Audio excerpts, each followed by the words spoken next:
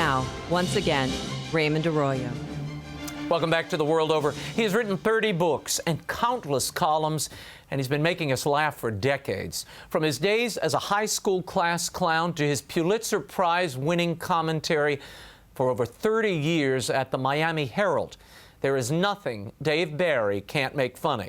I sat down with him recently here in our D.C. studios to discuss politics, the craft of writing, raising teenage girls, as well as his latest book for middle graders, The Worst Class Trip Ever. Here's my exclusive interview with the hilarious Dave Barry. You have written, Dave, I've viewed our political system as a form of entertainment for a long time. When I go to the political conventions, I look around at the real reporters and think, what the hell are they writing? How can they possibly make this appear to be serious? Your thoughts on this place over our shoulder here? It's wonderful. I mean, if you, as I say, if you look at your taxes as getting you some, useful service, no, you're going to be very depressed. But if you look at it as entertainment, it's like Vegas, but funnier, wackier. For really ugly people. Vegas, then it's immensely amusing. And I'm not kidding. When I started going on the campaign trail, this is back in the 80s. When I first got to Iowa and New Hampshire and saw political events and saw how actual political campaigns look like in person. Distressing, isn't it? It's hilarious. And I thought, how is anybody writing anything else about this? But, when there's a Rotary Club meeting and the news that night would show Bob Dole talking to the Rotary Club people about. Very serious. Something. But then when you're actually there and it's the Rotary Club people are all getting knocked over by the cameramen who are following Bob Dole around and, he's in the room for 11 seconds and then he's on his way. Anyway, I found it immensely amusing. Now, you've set a book, and it's a book for middle grade readers that is absolutely hilarious. We'll get to that in a moment. The Worst Class Trip Ever. Why set it in Washington, D.C.? Well, because, I don't know. I had this vision of and this became more prophetic in recent weeks, of the White House being attacked by a giant dragon kite. and I had, not the Chinese ambassador. No, it was not. It's an invented country called Gadakistan. But and I had that image of it, and I had chaperoned my daughter's class trip to D.C. No, it was elsewhere. It was elsewhere. Okay. But I was on this trip, and I'm thinking, who in the world is trusting these children with me? I'm one of the responsible people. And I think a lot of things could happen on a class trip. And so that became those two ideas sort of fused together. Yeah. And in the story, you have these kids from Culver Middle School. They go to D.C., they're on a plane, and they see something curious. They see two guys behind them who are looking at aerial photographs of the White House. And these kids, one of them is very nosy. And just decides that these guys are going to attack the White House. And the two kids sort of get into it with these two weird foreign guys. And as we say in the comedy business, hijinks ensue. But it becomes this cat and mouse game all over D.C. Kidnappings. It becomes quite crazy. And there is a kite. There's a kite shaped like a giant butt also. That's because it's aimed at middle schoolers. And we want, you got to raise the bar high. I'm glad you're raising the bar high. Yeah. There are some funny things here. I have to read this one line. My son, Lorenzo, saw this. There's a part where they're actually talking about the National Zoo. Go to the National Zoo. And they say, so for some reason, everybody makes a huge deal about pandas. I don't know why. They never actually do anything except eat and poop. But they're really famous. Yeah, said Susanna. They're like the Kardashians of zoo animals. There are a lot of hilarious lines in here that adults and kids will appreciate. How much humor, how much do you focus on the dropping the humor pellets throughout a book like this? When I write fiction, and that is fiction, then I think of plot first, story first, and then look for opportunities to make it funny. When I'm writing columns or writing about adult humor, I think joke first, and I don't really care if anybody learns anything or anything important ever happens. It's escape. I mean, you've written your columns as sort of escapism, and people do need that. I mean, they do need that release. They need it desperately. Well, and you provide it desperately. I don't know. I've been told, people have said, and it's been very flattering over the course of my career, people have said, I was in trouble, and I read your column, and it really helped me, and thank you for doing what you do. And what I always think is, I would do this even if it hurt you, because it's the only thing I know how to do, but I'm glad it helped you. Dave, I was stunned. I have been reading your books and your columns for years, and my children have burned through all the Peter and the Starcatchers, and my son half devoured this last night. I was stunned to learn about your personal life. And this is a life not untouched by tragedy. I mean, your brother and your father were alcoholic. Your mother committed suicide. There was that column, and I remember reading that column. And I'm sure you got an enormous reaction. Yeah. Is the humor a way for you to deal with that tragedy? I want to say yes, that it's a way to deal with it, but the truth is, the real hardcore truth, when I thought about it, especially after my mom died, my mom committed suicide. She was a troubled person.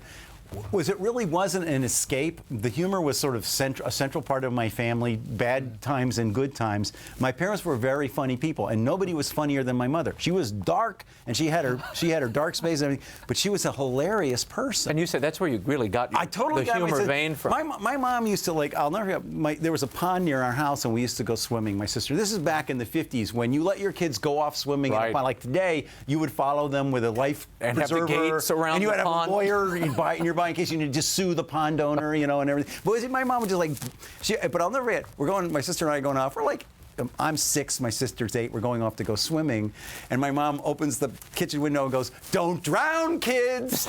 we go, "We won't." Thanks, Mom. We thought, like, that was hilarious. And so, like, I want to say, yeah, it was an escape for me, but I don't really believe it was. I believe I was very, very sad when the sad things happened in my family.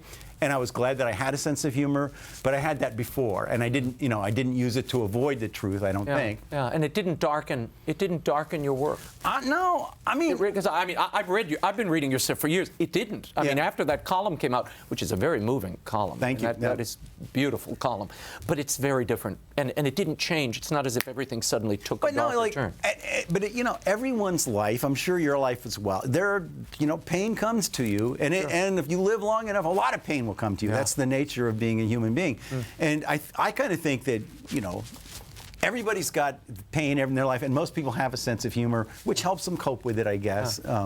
But there's also a lot of joy. I mean, you have a grandson now. Your son, Rob, just won the Pulitzer Prize for investigative journalism. He was part of a team that did it at the Wall Street Journal. That must be gratifying, having 2 Pulitzer Prize winners in the family. And it's absolutely amazing to me. If you knew my son, no, he came out. I'm so proud of him. He's the most amazing kid, and he went through some tough times as well. But he's turned out. Yeah, I'm a happy person. I really am.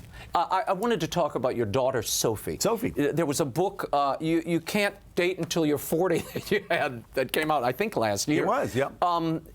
Was that a big turning point, Sophie becoming a teenager for you? To me, yeah. It really, and I think it is for anybody with a daughter. Well, it's a big change for anybody, but daughters, like with boys, they basically just become, they're little boys, and then they become older boys. They're basically just kind of, boys. They don't really change. They get smellier. But that's kind of, girls, like, metamorphosis. Oh my gosh. They go into the bathroom one day, and then this cloud of hormones erupts, and out comes this woman, and they're different, and they're like a little scarier if you're the father, and the boys start to show up, and that's, really scary to me. And they start dating, and I don't like it. I don't like it a bit. I want to put a trap. That's what I would do. A humane trap. A humane trap. Outside our door, because that's how they get in. And it would clang shut, and there would be a teenage boy in it, and I would take him out into the Everglades and release him in a humane manner. That's how I'd like to deal with boys coming around. My wife lets them right in the house, because she doesn't know. She was never a boy, my wife. I'll remind my oldest son, don't go near that Barry girl. Yeah.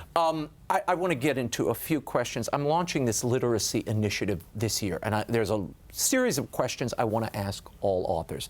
Rapid fire, respond as you will. Okay. Favorite children's book? Winnie the Pooh. Why?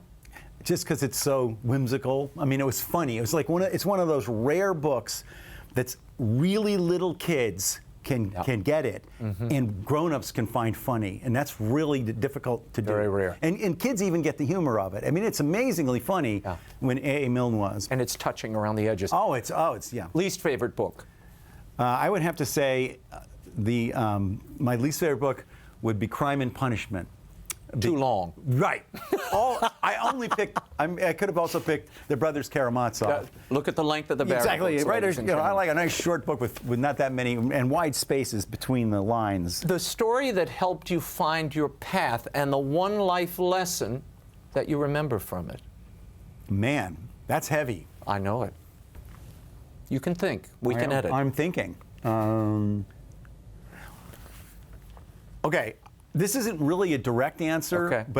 but it is how I got my life path. When I was about 10 years old, I discovered a collection of books that my dad had by a guy named Robert Benchley, who was humorist from the New Yorker back in the 20s and 30s, and member of the Algonquin Round Table. Yep. And I never heard of him. My dad was a big fan, and nobody now knows Robert Benchley, but I started to read those books. I'm 10 years old, and they were so funny, those little essays. They were so silly and funny. And I got this idea, I want to do that. I want to become a grown-up who writes silly like that. And that is essentially what I did. I always patterned myself after Robert Benchley. So it wasn't any one work, but it was his incredible silliness, his whimsicality, but he was so smart. You know, he's a Harvard guy. He was also a very sophisticated theater reviewer. Yeah. But he used it for ill purposes. He didn't try to do anything good with his humor. He was silly. Pure entertainment and no other end. Exactly. And I loved that. And I hadn't ever read anything like that. And to this day, I'm a huge Robert Benchley fan. Where do you write and why? Why is easy? Because I have no useful skills. I've got to write. I will have to get a job. You're not at Home Depot. I'll have to work in television and wear a suit. I'm never going to. And no, I write it in my house, in the back of our house. There's a little building, and my wife, she's a sports writer. She and I go back there every day. She sits on one side of the room, and I sit on the other side of the room, and we both write all day. That's what we do. Where do the best ideas come from for you? Man, everywhere. Everywhere, but you're in the end from things close to you, things that you notice in your own life that seem small, but when you say them out loud, everybody else goes, "That's right, that's right." And I always say the funniest things are not things nobody else thought of. It's the funniest things are things everyone else has thought of, but never quite said it out loud or said it that way. Well, I think you've already answered this one, but I'll throw it out anyway. Montpelier, capital of Vermont. Stop it. Okay. If you could pick a writing mentor, dead or alive, who would it be? Maybe Robert Benchley. Or Dostoevsky, because he wrote Crime and Punishment, and I would like to talk to him maybe a little bit about his writing. We could go both ways. Okay, maybe I could get a little more meaningful. Maybe you could cut it down a little and write in a language other people understand instead of Russian. Advice to parents who want to get their children to read. Buy this book. It's for sale in exchange for money. No, you really have to find the right genre, and I hear this a lot. When Ridley and Pearson and I wrote the Starcatcher series, we discovered that boys liked it, and the moms would say, "I couldn't get my son to read anything, and he liked this, and he read it. He wouldn't read anything else." And I think, like a perfect example of that is the Diary of the Wimpy Kid. Right. Those, boys burn through those. Right, things. and these are boys who didn't ever read anything because there weren't that many words on the page. It was funny. Pictures, slapstick. And they got into it, and then and then who knows how many kids became readers because of Harry Potter. That lady deserved the Nobel Prize. I mean, she made more kids literate than I think anybody ever has. So let them read what they're excited don't about. worry about. And I think the big breakthrough with the Harry Potter books and the Diary of the Wimpy Kid, in a lot of cases, instead of everything has to have a message, everything has to be educational. No, it should just get them to want to read. Later on, they'll read good things, maybe not, but at least they'll want to read something. If you could write anything else, what would it be? I would write Harry Potter before she did. Before J.K. Rowling.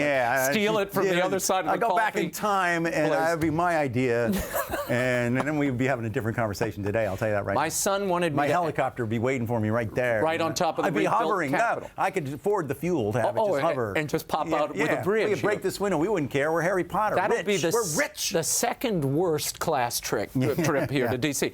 My son wanted me to ask you what it was like working with Ridley Pearson on the Peter and the Starcatcher series. It was wonderful. Ridley is one of my best friends, but he and I could not be more different.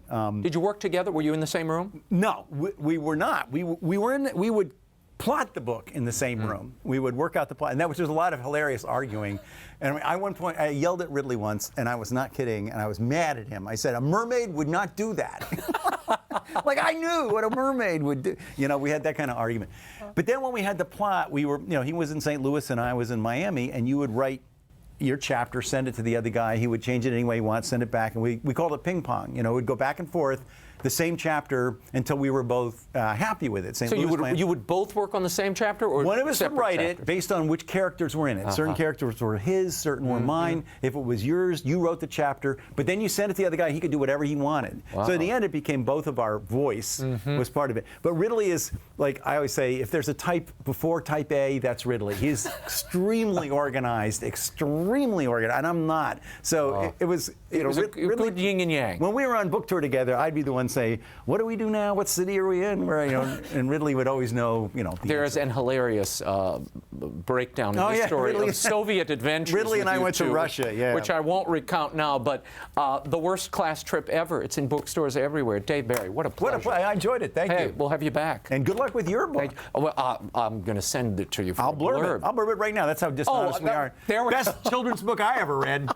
Whatever it is. Yeah, whoever Will Wilder is, it was a lot better than what's her name, J.K. whatever. Thank you. I'm going to send that right to Random House. I'll be announcing more details about that literacy initiative I mentioned, Storyented, in the coming days.